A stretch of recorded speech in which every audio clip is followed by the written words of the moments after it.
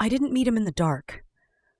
I met him in daylight, blue as a gas flame, Talladega winter sky so clear it felt like you could break it over your knee. Back then, I worked the late shift rolling silverware at the diner on Battle Street. The cooks banged pan lids like cymbals when the lunch rush ended. I'd take my break on the curb with a styrofoam cup and watch the Alabama Institute for the Deaf and Blind students cross the street in a quiet river of jackets and backpacks, hands flashing in quicksilver talk. If you're from here, you learn to read a whole conversation off someone's face. That's what I noticed about him first. His face didn't seem to match the weather. He was handsome in that plain way you trust without thinking. The kind of man who could borrow jumper cables and you'd hand them over without a name. He wore an art teacher's uniform, paint-speckled work shirt, jeans broken at the knee. He kept his hands in his pockets, head tilted like he was always trying to remember the thing he'd forgotten. A half smile that was almost an apology. "You mind if I sketch you?" he asked, like he'd already earned the right to ask. "You've got the look." "The look?" I said, laughing into my coffee, feeling stupidly movie special.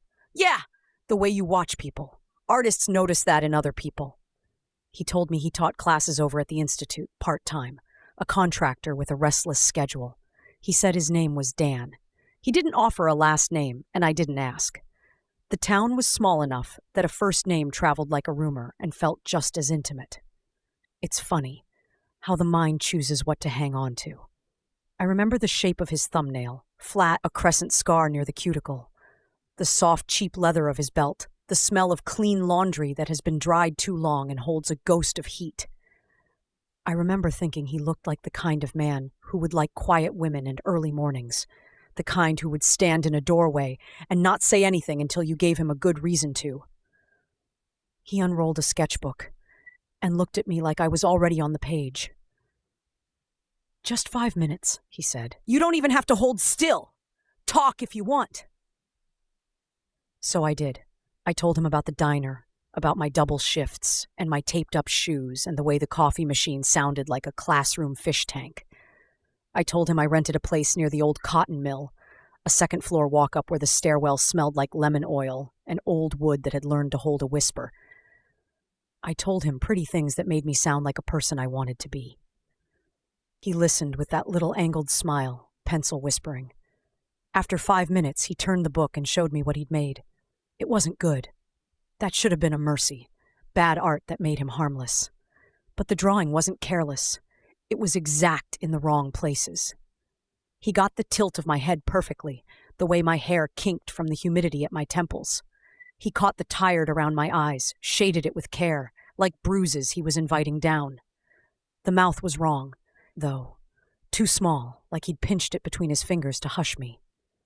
"Another try?" he said. "I'll make it right." And because it had been a long time since anyone had tried to make me right, I said okay. He came by twice that week, always in daylight. He'd stand in the cafe doorway and lift his hand. He'd sit at the counter and order coffee he never finished. He never cruised. He never flirted sloppy. He didn't strike me as the kind to raise his voice. I filed him in my mind with substitute teachers, handymen, men who maybe leave notes for themselves in their pockets. He was courteous in a way that felt rehearsed. On Friday, he asked if he could sketch me somewhere without hustle, somewhere quiet. "There's a light in your face I keep missing in here," he said. "All this clatter makes my lines jumpy." "My place is quiet," I said. At the very same moment, a voice under my ribs said, "Don't." He didn't push. He said another day then, another time. He smiled like you smile at a skittish dog you're trying to lure to an open hand. I told him yes, to stop the ache of his wanting. That night the mill whistles moaned long and low, the way they do when the temperature drops fast. My apartment had a window that faced the alley. The light from the diner's back door cut through the dark like a blade and lay on my floor.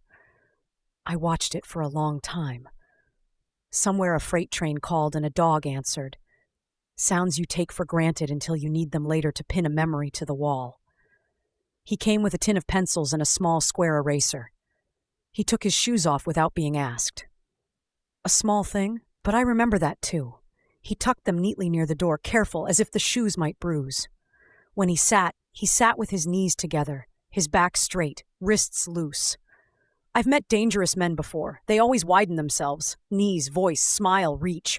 They bloom like ugly flowers and ask a room to give. He did the opposite. He tucked and folded. He made himself fit. Do you ever feel it? He asked once he'd chosen his chair. That itch at the base of the skull when the air changes? Like something is about to happen and your body knows before you do. I thought that was just me. He smiled. Artists feel it more. We talked about nothing for a very long time, and when he finally lifted the pencil, I felt oddly grateful.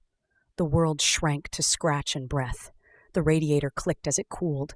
The neighbor's TV showed a baseball game, commentator, a soft river through the thin wall. Hold your hands like this, he said softly, and positioned my fingers on my knee.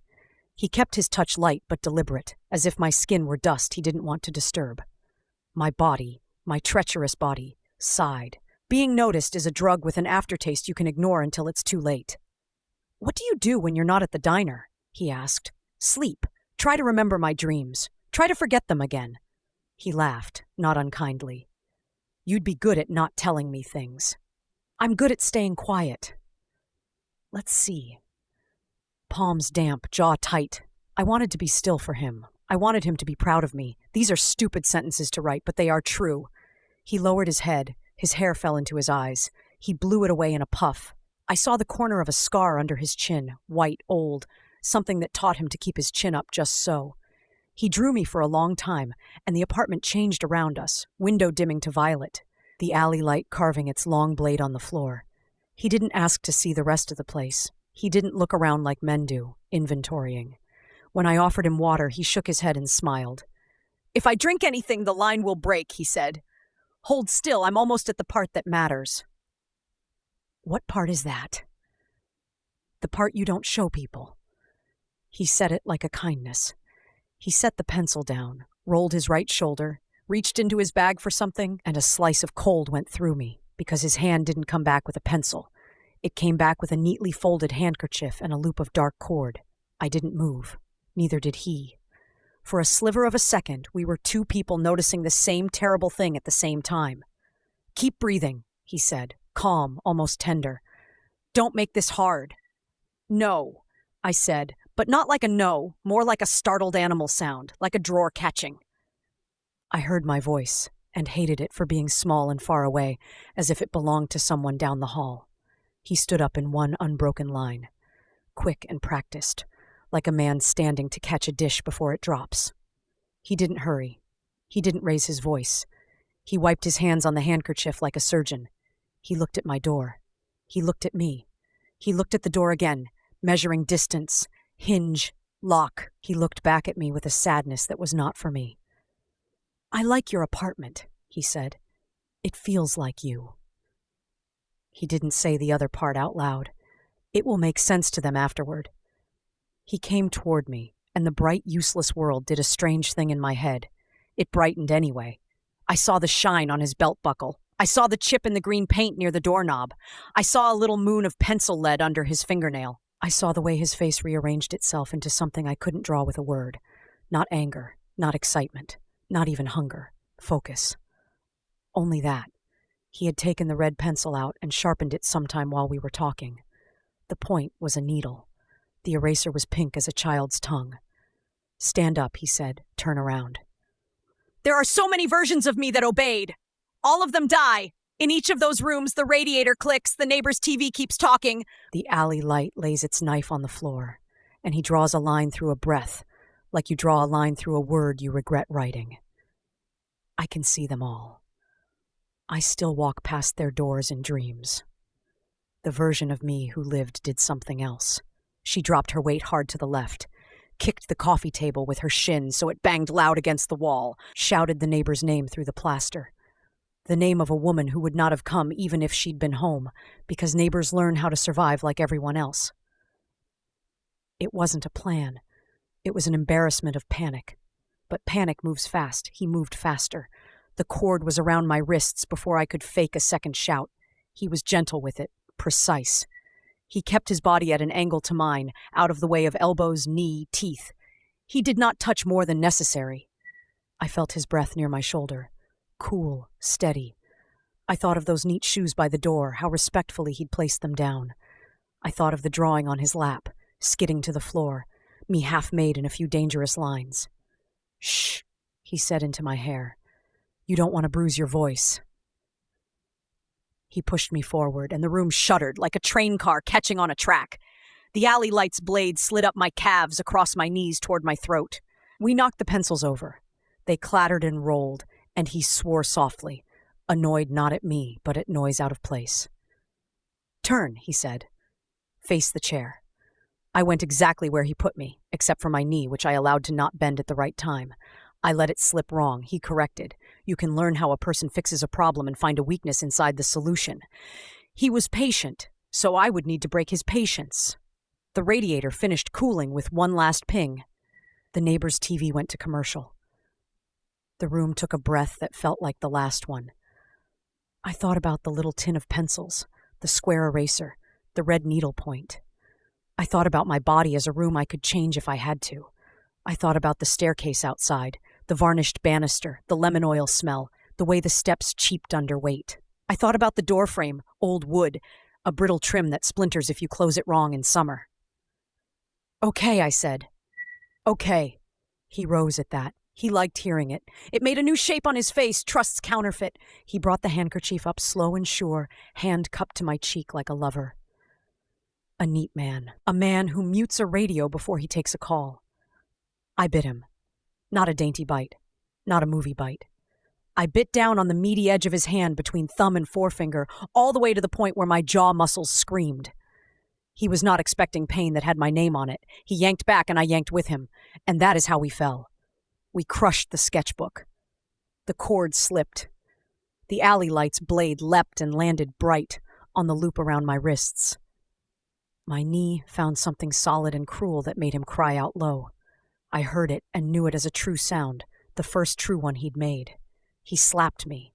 Not from anger, from calibration, to find the right setting on me. It didn't land right. I was already turning, already using the unbroken weight of the coffee table to get my shoulder under his. We slid, two idiots tangled, knocking the pencils again, rolling against the radiator's cold ribs. The handkerchief landed on my throat like a petal. I had the very stupid thought that I would have to wash it if I lived. I got my feet, and then I lost them, because he swept quick as a thought, and the floor welcomed my back with a sound I can still feel in my teeth.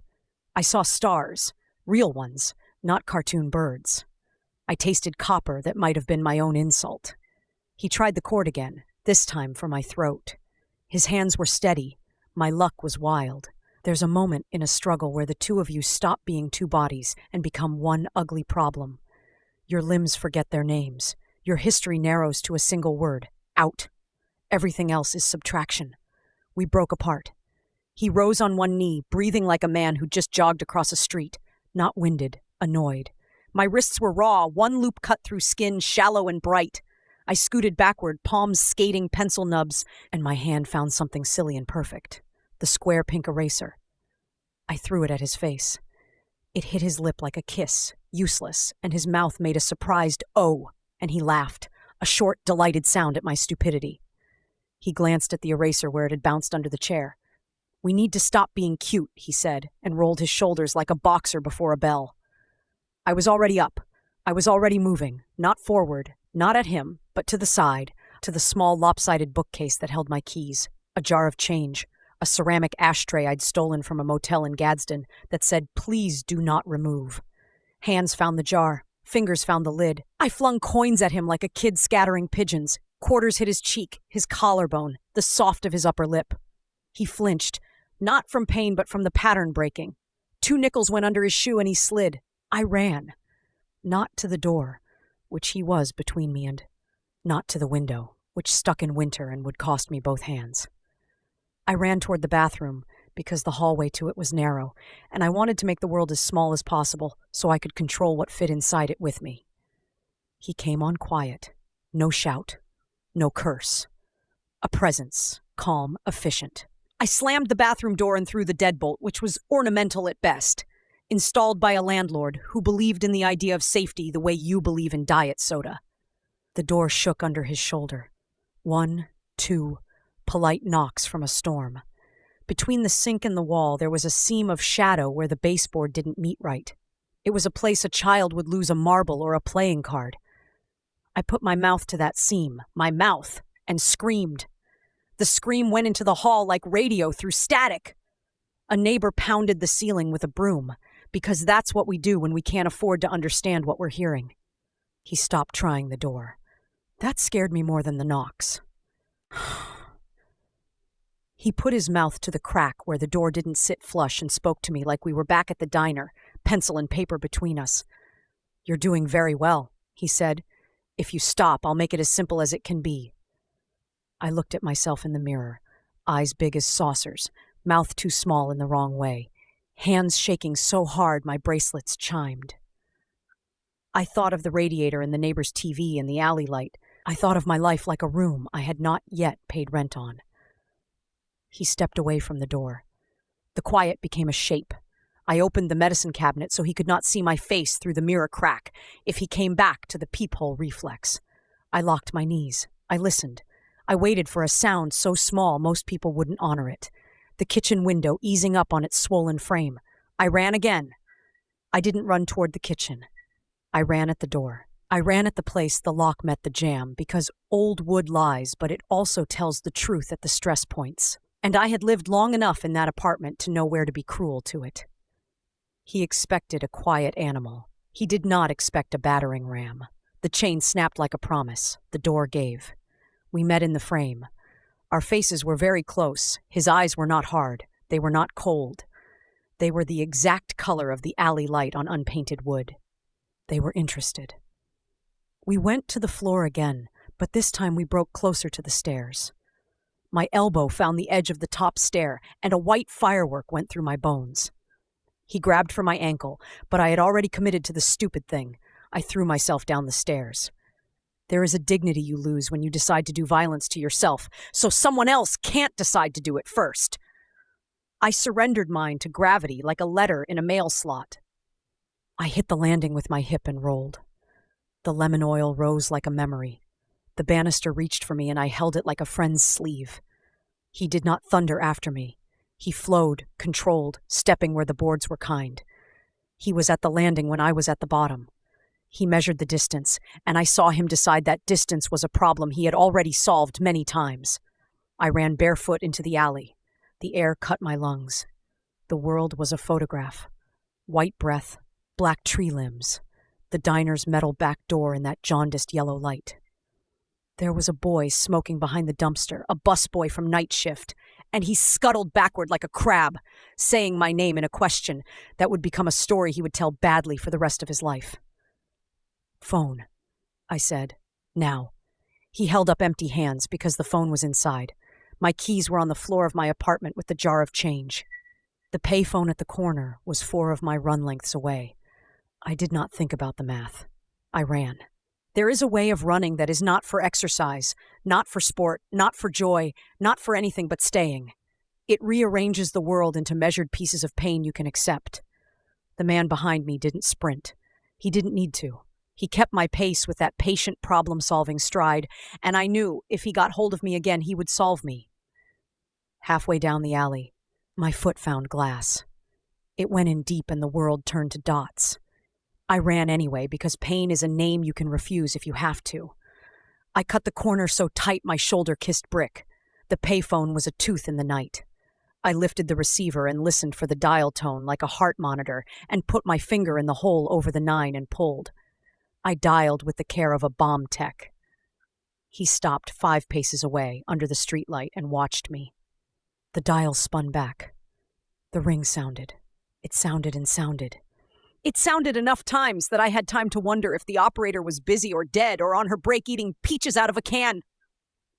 "Operator," a voice said, as ordinary as church. "What city, please?" "Talladega," I said, and heard my voice finally belong to me. He stood with his hands in his pockets, under the light, like a man waiting for a bus. He looked even smaller now that the sky had emptied itself of color. The phone cord was cold and hard as a bone against my cheek. "Police," I said into the hole in the night. "Please, now." He tipped his head. That little angle. The smile came and went. "You're very good," he said, and I don't know if he meant my running, my screaming, my refusal, or simply my attendance at his lesson. Then he turned and walked away. He did not run. He did not look back. He vanished around the corner, and the sound of his shoes was the sound of a man nearly late, but not rushing. A minute later, a car turned over somewhere, coughed, caught, and the world's hum returned. The operator asked me my name, my address, what happened, are you safe? And I said yes to that last one because he was not in front of me anymore. I watched the corner he had gone around like a cat watches a door. I watched until the police lights washed the buildings in a sick red that made everyone look like they were blushing at something awful. When the cops came, they put me on the curb like a broken doll and asked me to tell the good parts twice. They looked at my wrists and wrote down things. They looked at the blood unrolling from my cut foot and didn't like where it was going. They asked me if I'd been drinking, if I knew him, if I'd invited him up, if he'd forced entry, if I had a boyfriend, if we'd argued, if I was sure. I was sure of the part where air went out and did not come back right. When I said his name, just the one he gave me, the younger cop looked at the older one and something passed between them like a note. They didn't say it out loud then, but I recognized the shape of a thing that was too big to name in front of a girl bleeding onto the curb. They wrapped my foot in gauge. They wrapped my wrists in sympathy. They wrapped the apartment in tape that looked like caution but felt like absence.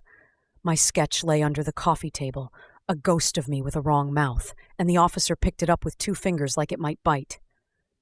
"You keep this?" he asked. "I don't want it," I said, which wasn't the question he'd asked, but was the one I could answer. They logged it, bagged it, numbered it, like all the other things that would become evidence of my continued existence. A cord with my skin cells, a handkerchief with his, the pink bite mark on the fleshy web of his right hand, if anyone thought to look for the man who wore his shoes neatly and folded his breath. At the hospital, a nurse with kind eyes held my hand, while a doctor took glass out of my foot with tweezers meant for splinters. The sound of metal against glass and flesh doesn't have an onomatopoeia. It's too embarrassing a sound for that. I watched the ceiling and thought about the radiator. I thought about the blade of alley light. I thought about the small square eraser under my chair at home, patient as a candy.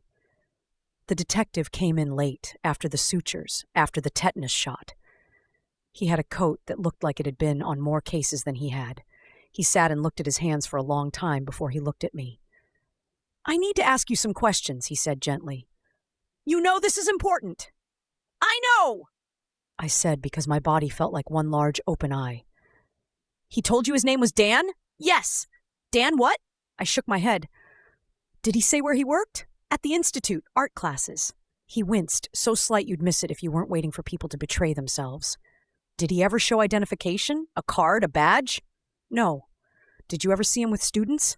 "Once I wanted to say in the diner. Once, outside the classroom windows, shadow on shadow. Once, in the reflection of the cafe glass, the 2 of us layered, me inside, him crossing the street with his hands in his pockets.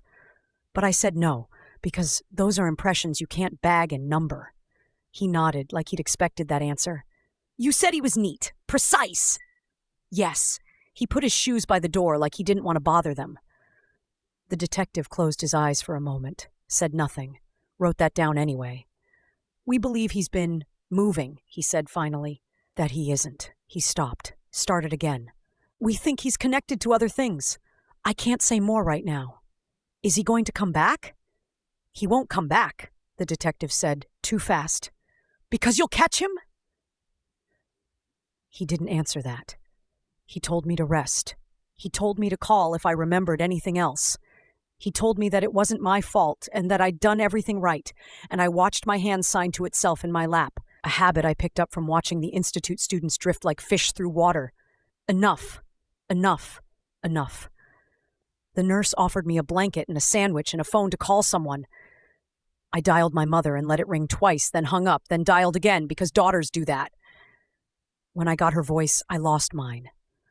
I listened to her say my name over the phone the way some people say grace. I did not sleep that night or the next. I counted breaths. I watched the alley light cut my floor. I stood at the window with the chain rehung and felt like a liar. I moved a chair under the doorknob because I had seen it in movies. I left a jar of quarters on the sill like bait. On Sunday morning, the diner radio said a name without saying it, and every face in the booths went very still. A mother pulled her boy closer by his jacket. A man squeezed his coffee cup until the lid spouted brown. The busboy gave me a look that meant he had told his version already and was disappointed mine had been better. There are cities that get used to a shadow walking along their edge.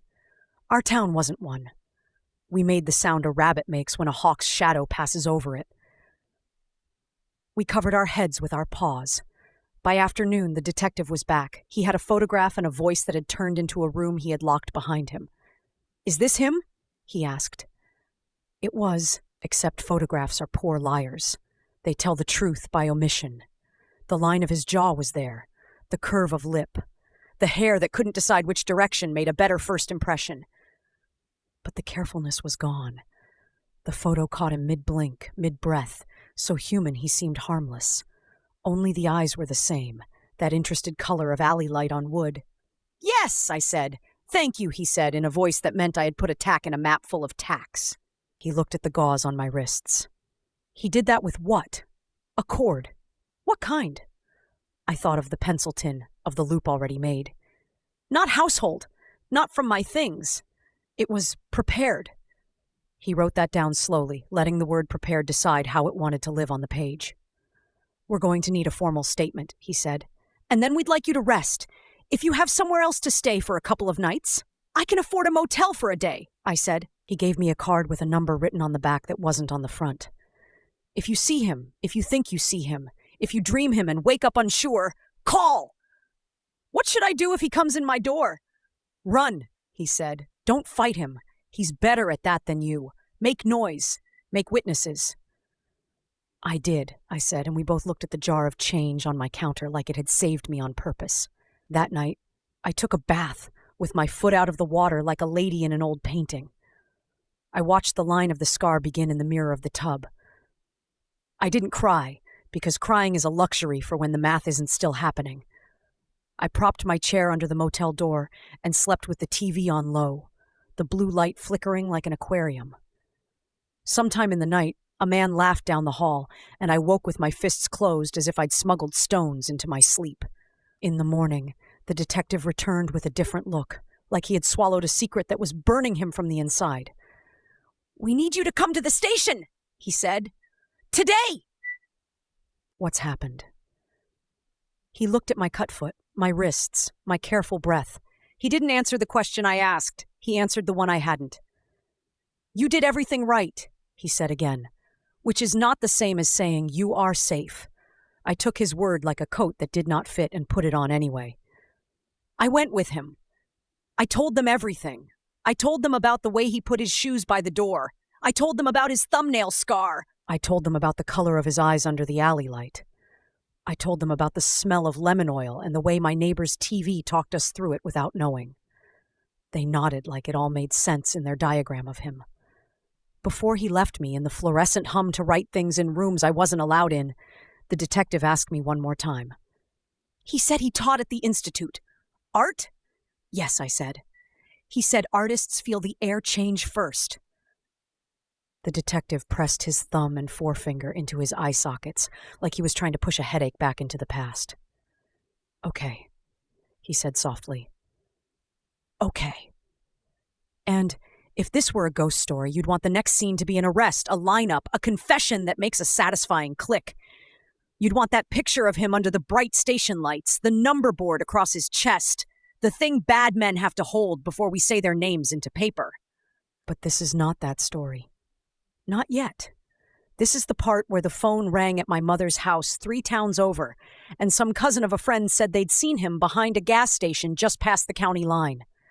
This is the part where a cashier in Calhoun told the officer she remembered a quiet man who did not fumble coins. This is the part where the radio said the town name you live in and added a word after it you wish it had not learned to say. This is the part where you begin to catalog and scribble the details in a notebook, like a person studying a storm. This is the part where you learn the shape of a shadow by how your life bends under it. I moved back into my apartment within the week because my shoes were there, and so were my spoons. I bought a second chain for the door and a third. I put bells on the knob. I made friends with noise. I left the TV on when I showered. I placed the chair under the doorknob each night, and each morning put it back like a magic trick I wasn't sure I believed in. The eraser under my chair waited. I left it. I liked knowing that a small pink square kept a vigil for me. On the 8th day, the detective called and said, "We'd like you to come down again." His voice was chopped small, like he was talking through snow. I said, "Is he—" "We have new information," he said, which women learn to translate as, "Please bring your hope, but keep it on a leash." In the lobby of the station, a mother with 2 small boys sat on the plastic chairs and stared at a stain on the ceiling like it was a map of where she wished to be. One boy slept. One boy kicked his heels against the metal leg of the bench in a slow rhythm that still walks through my memory when the room is quiet. The detective met me with a nod that meant he was a different person than last time. He took me to a room with more tables than a bad classroom and set a paper cup of water in front of me with the solemnity of a gift. "He has other names," he said without sitting down. "He works under them. We think he's used at least 3 recently." "How many times has he?" I started, and then switched tracks like a driver seeing a hazard too late. "How long has he been here?"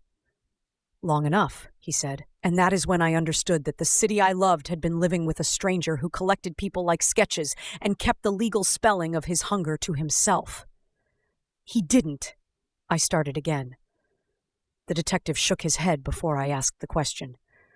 He spared me the part of the answer that would have split me right down to the good wood. "Not you," he said. "You ran." We both let that sit. "Do you want to see the composite?" he asked, holding a folder like a man holds a book of prayers he is not ready to open.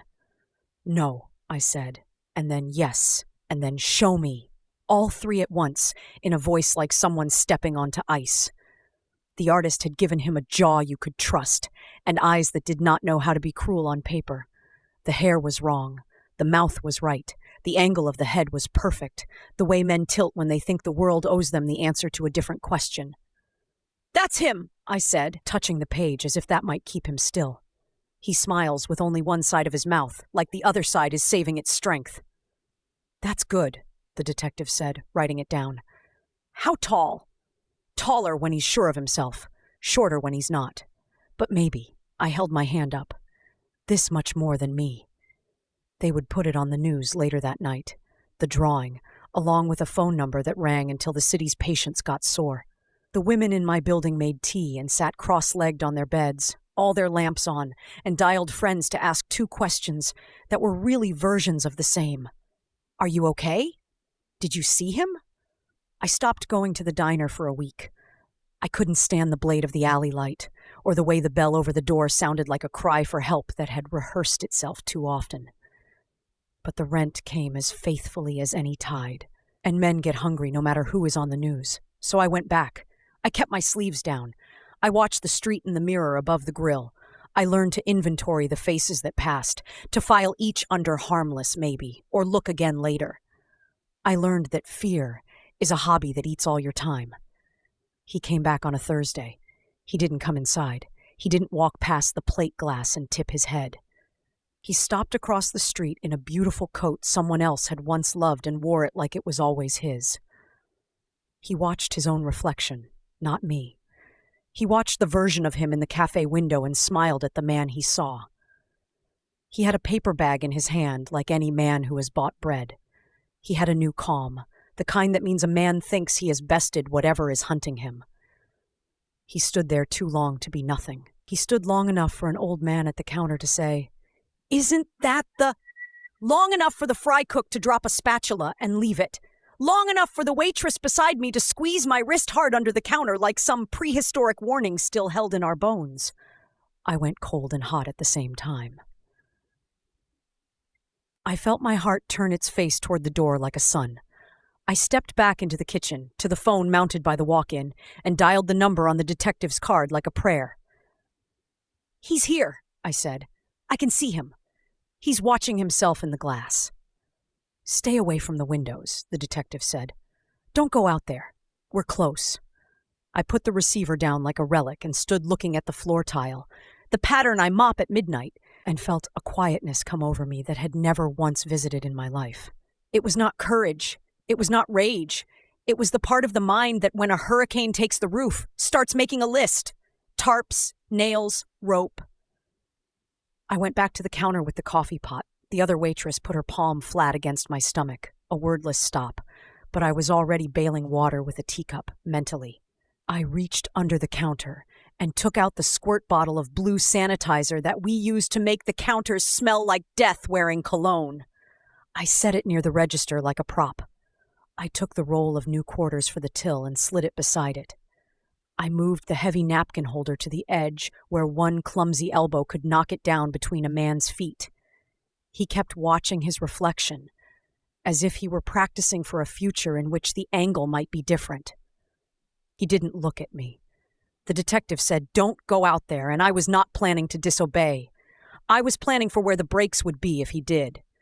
Then a school bus sighed to a stop half a block away, and 2 students from the institute stepped down.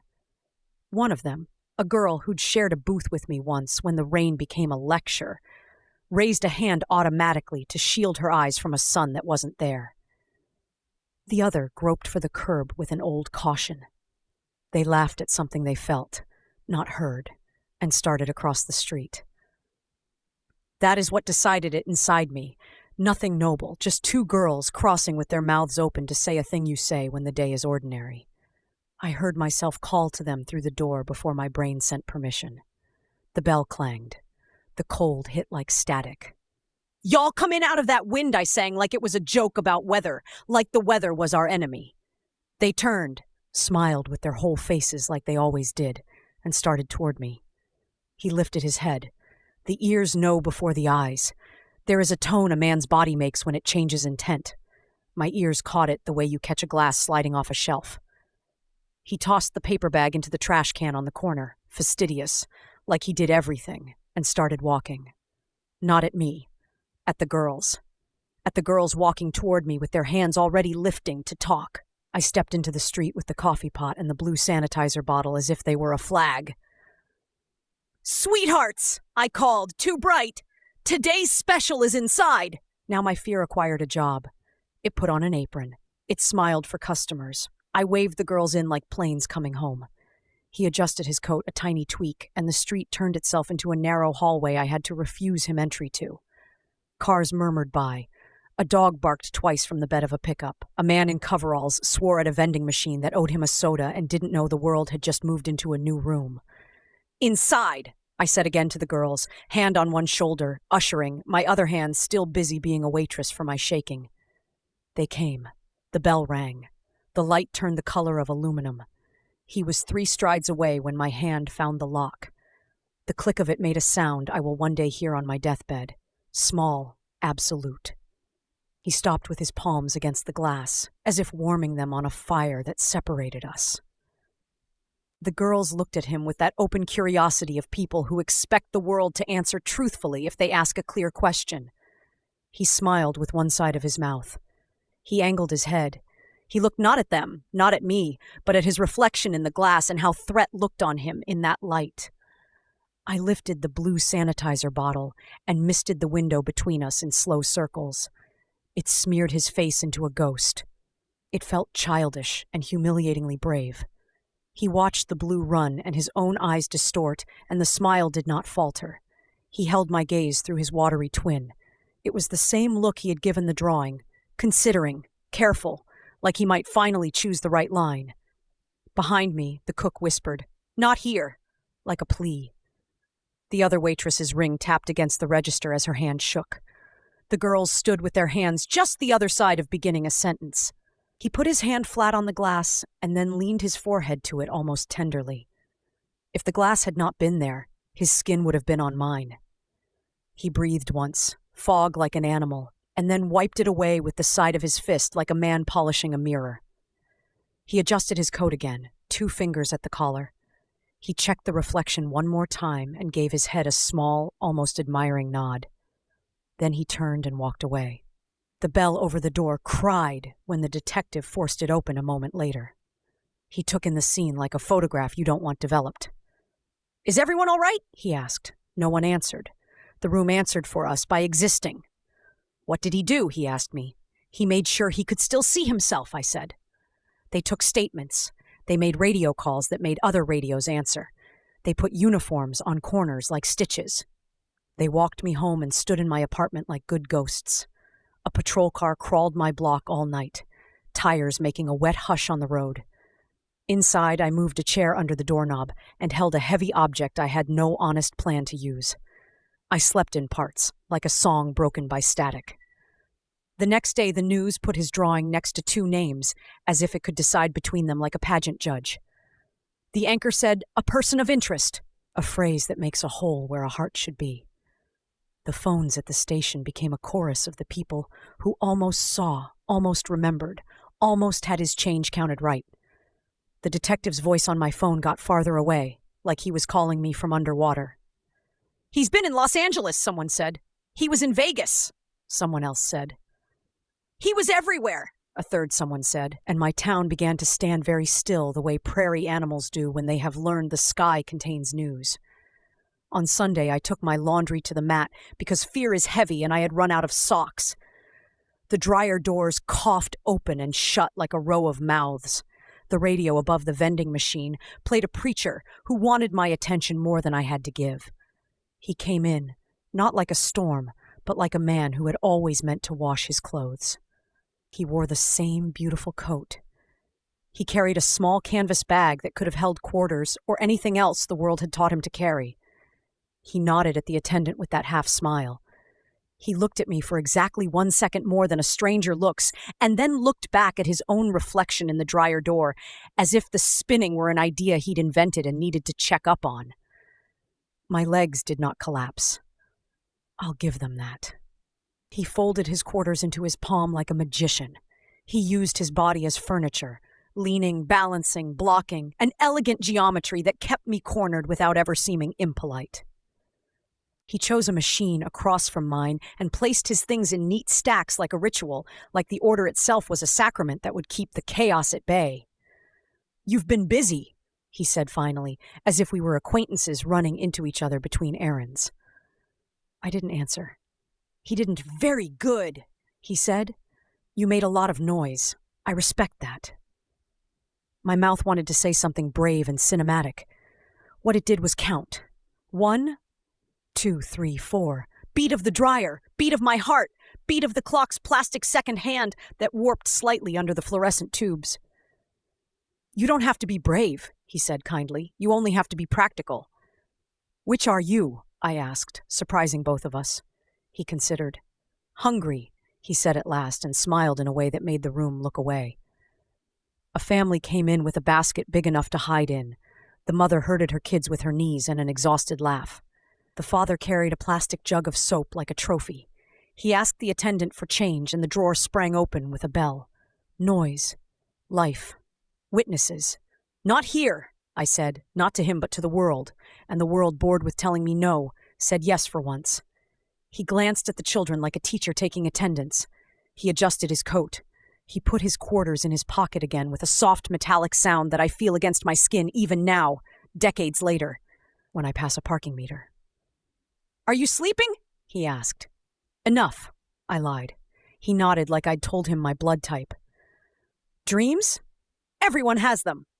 "Not like mine," he said, and it was the most honest thing he'd said since he'd stepped into my apartment and placed his shoes by the door like a prayer. He left without washing anything. He left like a man remembering a better appointment. I watched the door close behind him and felt the room sag back into casual usefulness, the way a stage looks after the actors have gone and all that's left is a chair. He was not done with me. Men like him keep their own calendars you cannot see. They circle dates with invisible ink. They show up not when you are most ready, but when the story will fit them best. 2 days later, the detective called and said he's gone. "Gone where?" "Away," he said. "He won't come back. The net is wide." He spoke in a voice people use around windows where they suspect the glass has ears. I wanted to believe him. I set the phone down and found myself standing at the window, watching the alley light make its blade. I could not stop looking at the floor where it lay. I could not stop trying to measure the length of it with my eye. The city wound itself around a name it could not say into a megaphone without breaking. Women who didn't know each other walked each other home. Men got quieter in lines. Children were allowed to run only in circles that could be measured with two grown men's arms. Sundays came and went. The radio learned to say new words and practiced them until they lost their sting. And the photo on the news learned a new caption. It said a name that it meant. It said a place not all of us had known last week, but now could locate by the taste of it. It said he had been other things in other cities, like a traveling bad dream that sleeps in cheap motels and wakes in new sheets with the same old hunger. For months afterward, I would stand in my kitchen, buttering toast, and realize my hand had stopped and was hovering over the bread like it had forgotten its purpose. I would be waiting for the next knock, the next, "We need you to come down." I would read the paper with my eyes half closed, not wanting to see anything that had lived too close to me.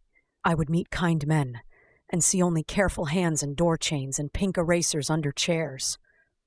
People told me I was lucky. I nodded like a person listening to good health advice. I imagined luck as a yellow dog that had trotted up beside me that night and sat wagging while I dialed.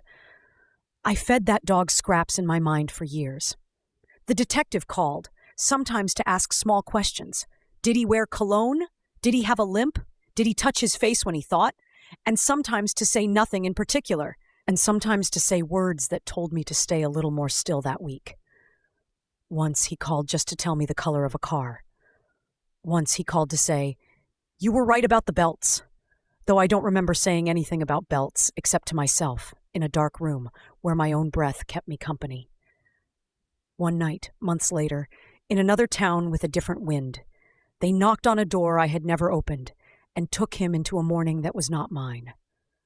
I heard about it 2 hours later from the radio, which said the name with a satisfaction it had not earned.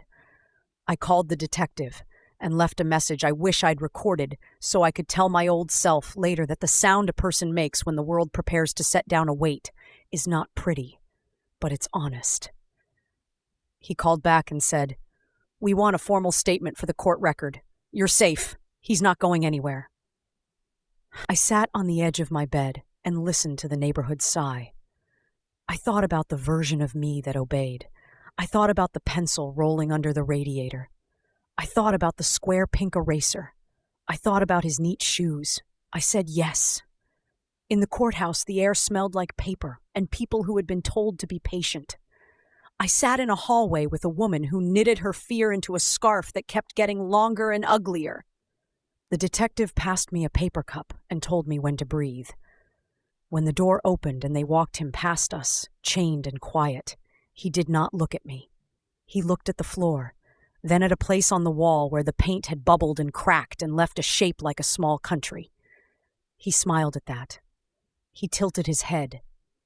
He considered something in the blistered paint the way he had considered my wrong mouth and the smudged sanitizer ghost in the cafe window. I didn't want him to look at me. I wanted him to look at me. I wanted the world to have a photograph of the moment our eyes met and the air between us learned a word you only use once in your life. He didn't look. When I told my story, the courtroom listened as if I were reading a grocery list. That's not because they didn't care. It's because a courtroom teaches you to speak in a grammar that makes the worst day of your life sound like something that should be stapled to other papers and filed. I said, "He put his shoes by the door." I said he used a cord that was ready before he walked in. I said his eyes were interested. I said he adjusted his coat before he tried the window. The lawyer asked me if I was sure. I said yes with my whole mouth. He asked if I'd been drinking. I said no with my breath. He asked if I had invited him up. I said the truth. I had invited a man to draw me and opened a door to something else. The judge's gavel was a sound that made the city stand a little straighter. The papers the next day printed words like sentencing and abduction and capital and used numbers the way a bingo caller does. Some numbers landed in my chest. Some passed through me without taking a seat. I learned that justice is not a poem. It is a ledger. It is a gray room where words are weighed like fruit. When it was over, The detective shook my hand and said something that felt like the closing of a box. He gave me a look like you give a person at the end of a road trip who didn't get carsick. "You did very well," he said, as if the test had been graded. "That why it happened? So I could pass?" He didn't answer that. Good men don't. I walked home along a route I had not allowed myself since the night the radiator cooled and the alley light laid its blade. The world did not glow. It didn't need to. It existed. That was enough. I let myself want small things again. Toast, a nap on a couch in a room I paid for, a laugh that didn't apologize after it was done. At the diner, the busboy told the story to a couple traveling through town, and I heard my name and stopped at the coffee pot. He said I'd hit the man with a frying pan. He said I'd thrown bleach in his eyes. He said I'd chased him into the street with a steak knife like a woman in a movie who does not care if she wins so long as she looks interesting while losing. I let him have it. We all need art that makes us braver than we were. I went home and moved the chair from under the doorknob and then put it back again, because you don't just unhypnotize yourself by decree. I found the small square eraser under the chair and set it on the windowsill. I didn't get rid of it. I wanted something soft in the room that had been harder than it needed to be. Now, years later, the lemon oil is long faded from the stairs. New paint hides the mutations in the wood. The diner is a different kind of store. The radiator is probably in a landfill, and the alley light is a memory that shows up when the weather changes and the skull's itch starts. If you sat across from me at a bar and bought me a drink and asked me if I think I was brave, I would tell you no, I was practical. I would tell you I was tired. I would tell you I was lucky like a yellow dog. But if you asked me to explain the thing I don't show people, I would tell you this. There are rooms you live through and rooms you live in. That night, I learned the difference. And ever since then, I have chosen my rooms the way a person chooses their last meal, carefully with gratitude for every small mercy on the plate. And sometimes, in grocery store glass, I will catch a glimpse of a woman who looks like me but older. And I will see that my mouth is the right size again. And I will give myself the angle of my head that feels like ownership. And I will nod at the reflection like a person who can finally recognize herself in a window. You want the part with the sirens. You want the part with the handcuffs. You want me to say the name here like a curse you can spit and be done with. Stories ask for that. They want the fast, clean lines. But what I have are slow lines. The ones that keep moving under the paint. A year after the trial, I moved 3 towns over. Not because I was running. Because the lease ended. Because the apartment would always have a chain overhead like a halo made of wrong. Because the alley light would always swing its blade, even at noon, in a room under my ribs where the window never closes. In the new place, the stairs smelled like dust with no history. I liked that. I put bells on the knob again, because some habits are prayers and some are curses, and you don't always know which you're speaking until you hear yourself answer. I rolled silverware at a new diner where the coffee machine made a different aquarium sound, and the cook sang Elvis in a soft falsetto when he thought no one was listening. I made friends with a woman who laughed like she'd held something heavy for a long time and had finally set it down. One afternoon in early spring, the detective called from a number not in my book. "He's dead," he said. Just that. The math in my head collapsed. Years of columns checked themselves off. My breath forgot how to do its job and then remembered. I sat on the step of my new place and counted the cracks in the sidewalk until I stopped hearing the sound a cord makes in quiet air. "Thank you," I said, "because what else do you say to a man who has carried a corner of your fear with you for years and now offers you back the raw edge where it was stitched?" "It doesn't fix," he started. "I know," I said. "It makes room," he said instead, and I let him have that mercy. I didn't tell anyone. People will ask you to narrate your relief in ways that make them feel safer in their own kitchens. I kept it in my pocket for a week. I took it out sometimes, like a note a lover wrote, and read it to myself. Then I folded it up and put it back. A month later, a woman I didn't know came into my section and ordered coffee. She had the tired posture of the newly victorious. She asked for extra cream. She didn't drink it. She put her hand flat on the table and stared at it like it was a map of a place she hadn't visited since she was 18. "You okay?" I asked, because waitresses are priests with fewer secrets to keep. "He hurt someone I loved," she said simply. "He's gone now." We didn't say his name. We didn't need to. It was like saying cancer in the room of people who have all had it or watched it take a bite out of someone's favorite. She left me a 20 on a $7 bill and looked at me with eyes that had learned the world's worst grammar and chosen still to be kind. When she left, I went to the back and cried into the rolling silverware until the knife blades shifted and flashed like fish. People tell you to move on. They mean well. They want time to work on you like grout. What you do instead is carry on. Carry like the thing has handles. Carry like you might need to take it out at the next checkpoint and show it to a man with a clipboard. Carry like it holds water and you are not allowed to spill. On the anniversary of the night with the radiator and the alley light, I go to the laundromat and sit in front of a dryer and watch clothes spin. I do not put anything in. I just watch the motion blur into something that looks like a lesson. I think about a man who watched his own reflection in a pane of glass and smiled at it like a gentleman. I think about a city that learned to say a long name without having to look it up first. I think about the pink eraser on the windowsill and the way it felt to heft the jar of change like a small moon. People ask sometimes, at parties where someone has brought too much wine, what would you say to him if you could? They want a speech. They want something that tastes like triumph on the tongue. I would say nothing. I would keep my mouth the right size. I would keep my hands steady. I would show him my life, which is continued, which is ordinary in the best and most arrogant way. I would show him the dog-eared library book with my receipt as a bookmark. I would show him the second pair of door chains I did not install in the new place.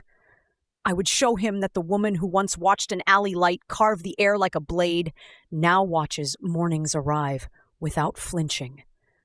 And then, because I am still practical, I would check the locks anyway, twice, with the quiet gratitude of someone who knows that doors are not magic, and neither are monsters. They are both just wood and will and habit. The day I finally threw away the small square eraser, I walked it to the dumpster like it was a pet I had grown too attached to. I stood there too long and then laughed at myself and then cried and then laughed again, because that is how you take a step. You make a fool of yourself where no one will see, and then you are a person who has taken a step. I don't tell this story to make myself look brave. I tell it because there are girls and boys and men and women who are practical and tired and lucky and need to know that sometimes that is enough. I tell it because there is a part of me that still checks the windows latch twice and opens the medicine cabinet when I look in the mirror so that the woman staring back at me has to work harder to find my eyes. I tell it because sometimes at night, when the radiator in this new place sighs and the light from the parking lot makes a blade on the carpet, I still hear a calm voice say, "Don't make this hard." And I want to answer, I won't. I won't make it hard for me anymore. I have learned to wear my coat like I chose it for beauty and not for armor. I have learned to keep quarters by the door, not because I'll throw them, but because laundry exists and must be done. I have learned that if you squirt blue sanitizer on a ghost, it will smear and blur and look a little less certain of itself. I have learned that a man who watches his reflection more than he watches you is telling you something you should write down and keep in your pocket. I have learned that living is a verb. You can conjugate even on the nights the air changes and the skull itches and you think you're a painting someone has stepped too close to with a knife. You keep living. You keep choosing your rooms. That is what survival is, not the absence of him, but the presence of me. How have I been doing? I moved, healed, and sleep with one lamp on. The chair no longer lives under the doorknob. Killer reveal. Daniel Lee Siebert, June 17, 1954, April 22, 2008, was an American serial killer linked to murders in several states and ultimately sent to Alabama's death row. In 1986, while living in Talladega, he murdered a student at the Alabama Institute for the Deaf and Blind, Sherry Weathers, along with her 2 young sons. He was also convicted in the murder of Linda Jarman and received additional sentences for other killings. Using aliases, including Daniel Spence, he evaded arrest for months before being captured. Authorities connected him to 10 to 12 murders in total. Siebert's execution was stayed as he developed cancer. He died in 2008 at Holman Correctional Facility in Atmore, Alabama.